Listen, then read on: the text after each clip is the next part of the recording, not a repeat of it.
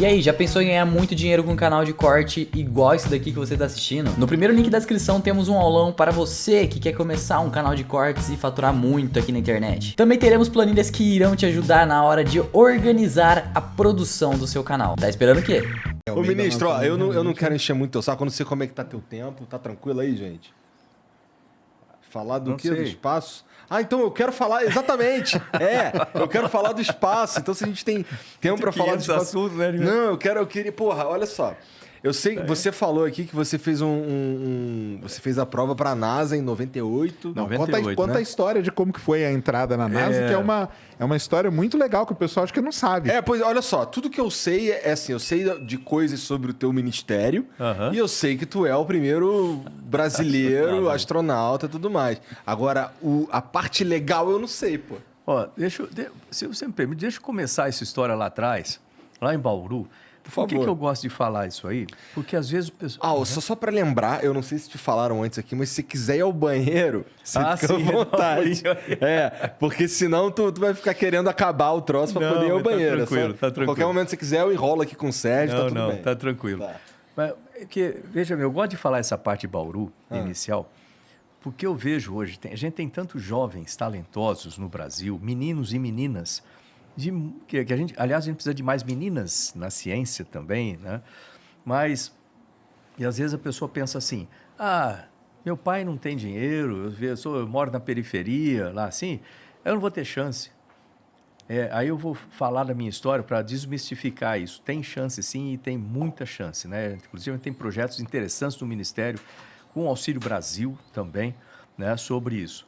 Mas eu sou lá de Bauru. Então, para quem conhece Bauru, conhece a Praça da Bíblia. Hoje, ali na minha época de criança, lá não existia a Praça da Bíblia, era o meu campinho de futebol lá, onde tem o viaduto da 13 de Maio, não tinha nada, onde tem a Avenida da Nuno de Assis, também não tinha nada, era só o rio que vivia enchendo. Pô, tá denunciando a idade, ministro. Quase 60 já. E aquele rio, ele enchia e alagava a minha casa, era uma casa de madeira ali na Bela Vista. E eu era um dos garotos correndo descalço por lá, jogando bola e sonhando em ser piloto. Piloto de quê? Oi? Piloto de quê? Piloto de avião. Já queria ser piloto de avião? Queria ser piloto de avião. Meu pai, ele era servente de serviços gerais do Instituto Brasileiro do Café. Cara que limpa o chão, corta grama, faz café. Tá. Muitos lugares o pessoal chama de faxineiro também, esse tipo de coisa. Então, ele era faxineiro lá do Instituto Brasileiro do Café. A minha mãe, dona Zuleika, ela era escriturária da Rede Ferroviária Federal. Somando os salários dos dois, a vida era apertada para burro, a gente não tinha dinheiro para nada. Hoje eu fui lá na Brinque, por exemplo, na feira que está acontecendo agora, lá no... Ficou pirado no nos Center brinquedos. Norte. Pô, você vê aqueles brinquedos todos, eu nunca tive. Tá rolando? Tá rolando agora, nesse momento, legal. tá lá no Center Norte, super bacana, com quem gosta de brinquedos, assim. E eu olho essas coisas, eu queria ter um daqueles, não sei o que. Eu tinha era carrinho de plástico, que eu fazia as estradinhas lá na terra, assim, vai. E eu ia para o aeroclube, para ver os aviões lá. E sonhando em voar. No lugar que eu ficava grudado na cerca, hoje tem uma estátua minha lá, escrito assim, do sonho ao espaço. E tem uma réplica da cápsula que eu voei, tem uma réplica lá, o pessoal visitar lá também. Porra, deve ser um motivo de orgulho muito, muito foda. Deve ser gratificante ver isso aí. É bacana. Principalmente quando você vê as escolas indo lá, entendeu? Com a garotada. Esse é o objetivo desse negócio. Por isso que eu estou contando essa história aqui também. Aí eu ia lá, ficava vendo os aviões, isso aí é o que eu quero fazer. Mas não tinha dinheiro para pagar a hora de voo, que é caro pra caramba, diga-se de passagem. Uma coisa que a gente tem que melhorar no Brasil, os nossos aeroclubes, né? Para ter mais facilidade para o pessoal fazer voos e ser piloto. E aí os pilotos de lá falam assim para mim, já que você não consegue voar, não tem dinheiro para voar aqui, por que você não entra na Força Aérea? Força Aérea você pode voar, você pode ter uma carreira e tudo mais, pode ser piloto. Ótimo, mas para entrar na academia da Força Aérea eu tinha que passar no vestibular, tinha que estudar, não é fácil. Tinha quantos anos nessa época aí? Era garoto? Eu tinha 14 anos nisso aí. Aí... Tava no ginásio nessa época. Tinha acabado de sair Tava indo pro ensino médio, né? Aí, além disso, eu tinha que ajudar em casa. O que não é diferente da vida de muitos desses jovens, né? Você tem que trabalhar para ajudar, tal. Até 14, quando eu tinha uns 10 anos, eu comecei a trabalhar na feira, livre, carregando caixa no final de semana para ganhar um troquinho. Com 14 anos, eu consegui um emprego na Rede Ferroviária Federal. Graças ao Senai. Por isso que eu gosto tanto do Sistema S, do SESI, Senai, Senac, todos esses S. Esses aí são foda mesmo. São bons, muito bom. Aí é assim, eu estudava de manhã no Senai, fazia curso de eletricista, lá dentro da rede ferroviária já. À tarde eu trabalhava como eletricista aprendiz na rede ferroviária, ganhava meio salário mínimo. Com o meio salário mínimo eu pagava o curso noturno do Liceu Noroeste, que era uma escola privada, mas era a única escola que tinha curso, colégio técnico profissionalizante em eletrônica, que eu queria fazer. Então eu saía de casa às 6 da manhã, voltava às 6 da tarde, jantava, tomava um banho rápido, ia para o liceu, voltava meia-noite para casa. Aí você pergunta assim, como é que você fez para passar na academia se eu não tinha nem tempo e nem dinheiro para fazer cursinho? Mas eu tinha vontade. Aí que vem para a galera que estiver assistindo aí, pensando, vontade é a parte mais importante. Aí o momento, geralmente as pessoas tentam achar desculpas por alguma coisa que talvez falhe lá na frente. Eu não vou tentar porque sabe como é que é, eu não estou fazendo cursinho, assim por exemplo. Não. Ache uma solução. A solução que eu achei era o seguinte, no momento que eu tinha de folga dentro da locomotiva lá, com o motorzão funcionando atrás, eu trabalhava entre o motor e o painel, na parte de trás ali do painel, eu acendia a luz de manutenção, pegava aqueles livros do Ramalho, Ivan, Nicolau, Toledo, lembra de Fundamentos da Física? Estava lá estudando, cheio de graxa, aquela coisa. Eu fiz algo semelhante assim, para passar numas provas aí. Mas isso daí. A gente encontra um momento para correr atrás. Isso aí. Exato. Aí teve um dia daqueles que eu saí com o livro embaixo do braço, assim, da locomotiva. Aí tinha uns caras que já trabalhavam lá um tempão. Falaram para mim, moleque, tá estudando o quê aí? Falando, estou estudando para fazer a prova da academia. Não vou ficar aqui não, vou ser piloto. Você vai ser piloto. Cara, na real, esse negócio é para filho de rico. Você nunca vai conseguir, você vai ficar que nem a gente aqui na oficina, você vai ficar frustrado, larga a mão desses livros aí. Quando você tem um sonho, você fala para as pessoas do seu sonho, geralmente eles acham dificuldades do ponto de vista deles. E se a gente deixar essas ideias ruins criarem raiz na cabeça da gente, é aí que você não consegue fazer as coisas. Mas eu era novinho, eu cheguei em casa aquele dia, estava jantando lá, uma canja de galinha, eu lembro até hoje, assim.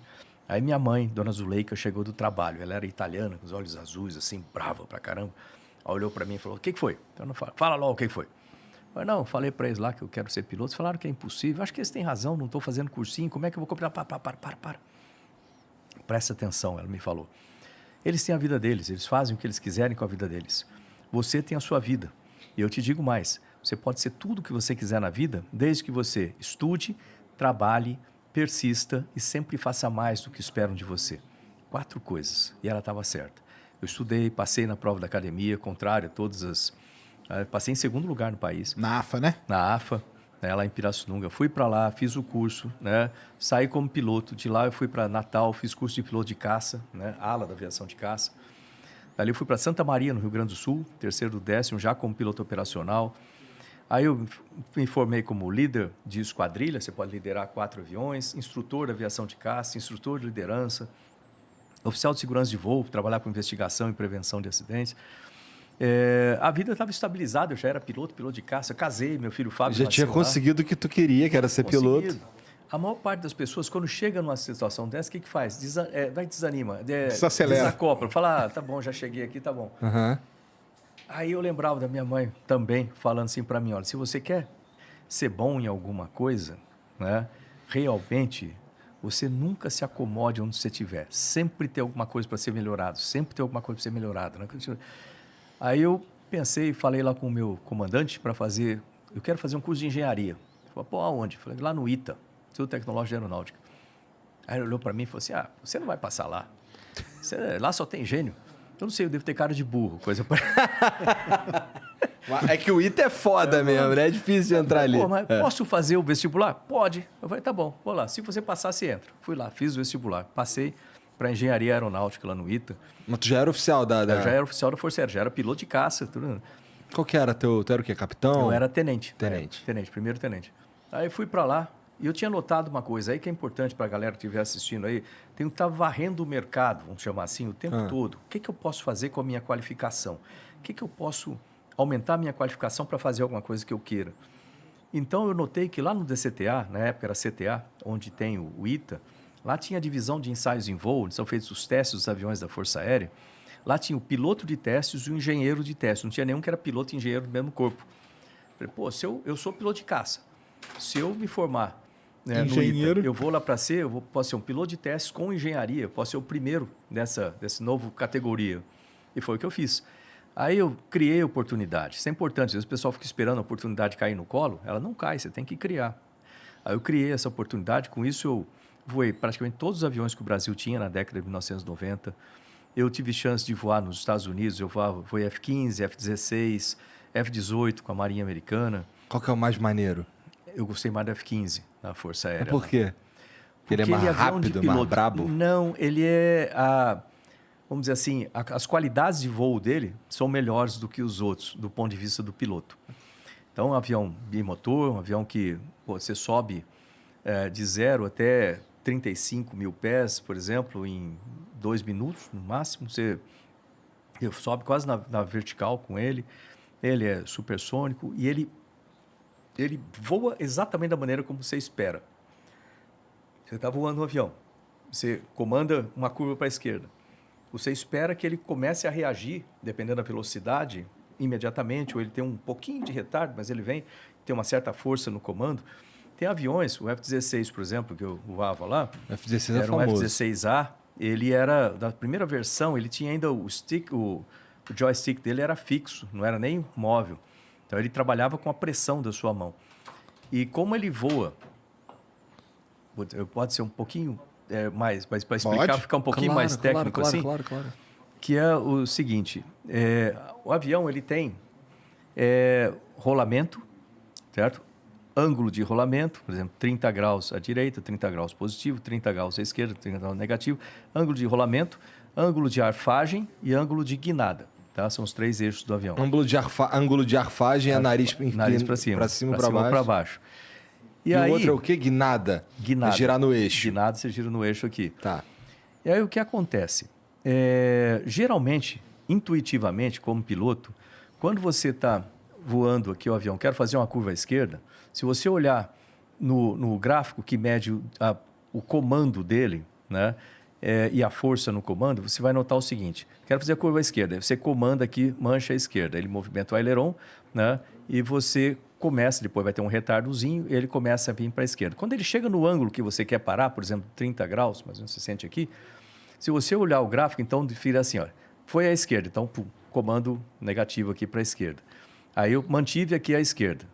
Aí ele começa a inclinar. Quando ele chega no ângulo, geralmente, o que você dá um comando, você volta mais do que o neutro para parar ele no movimento, depois você chega em neutro. Então faz assim, tá? Ou seja, intuitivamente a gente comanda ângulo de rolamento, ângulo de arfagem, etc. Ótimo, isso é intuitivo e o F-15 funciona exatamente dessa forma. Ele tem comando reversível, ou seja, ele não, vamos dizer assim, ele não é comando direto, ele funciona com hidráulica, né? Você comanda o sistema hidráulico, por causa da força no comando, mas ele funciona exatamente da maneira como você quer, em ângulo. Ótimo. F-16. Imagina que você vai fazer a mesma coisa com o F-16, tá? Você quer fazer uma curva e parar em 30 graus. Aí eu boto uma força, porque você não consegue fazer isso aqui, você bota uma força no joystick para a esquerda. O que ele interpreta não é o ângulo de rolamento, mas o φ-ponto, a razão de giro para lá. Caramba. Como ele interpreta a razão de giro, se eu estiver parado, significa para ele, mantenha no ângulo que está. Se eu empurro um pouquinho, com um pouco de força, significa eu quero girar com pouca velocidade. Bastante força, eu quero girar rápido. E se eu tirar a mão no manche, ele para onde estiver. Então, quando você vai voar um avião desse jeito, em que você comanda o φ-ponto, você comanda as razões de giro, razão de ângulo, é diferente, não é intuitivo na mente. Então, o que acontecia? Quando você decola com o F-16 no começo, você tem tendência a sair batendo asas, assim, porque você quer parar ele, você acaba dando um comando para lá, ele começa a virar para o outro lado, não, para cá, até você alinhar. Então, dá um gráfico assim. Entendi. Então, era mais difícil de voar o F-16. O F-15, não, é perfeito, é enorme, né? Tem quase 3 metros do canopi, né? Da nacelle até o chão. Então, para eu que sou baixinho, ou eu me pendurava para sair dele no caso de emergência, ou corria por cima, corria pela asa e pula pela ponta da asa. Entendi. Né? Caralho. Agora, que maneiro, cara. É muito legal esses aviões. Aí eu voei o MiG-29 também, que é outro aviãozaço russo, né? Aí eu voltei ao Brasil, fiz um mestrado lá com o professor Santo em otimização de trajetórias orbitais, lá no ITA. Aí depois fui para os Estados Unidos para fazer mestrado e doutorado em engenharia de sistemas, né? Mas até aí ainda não tinha papo de ser astronauta. eu tinha vontade, mas não efetivamente. Porque o Brasil nunca teve astronauta. Essa vontade saiu da onde, Marcos? Porque assim, você falou pra mim que no começo você queria ser piloto. Queria ser piloto. Em algum momento tu quis ser astronauta. Eu vou dizer um momento que foi muito característico, assim. Eu estava voando lá em Santa Maria fazendo uma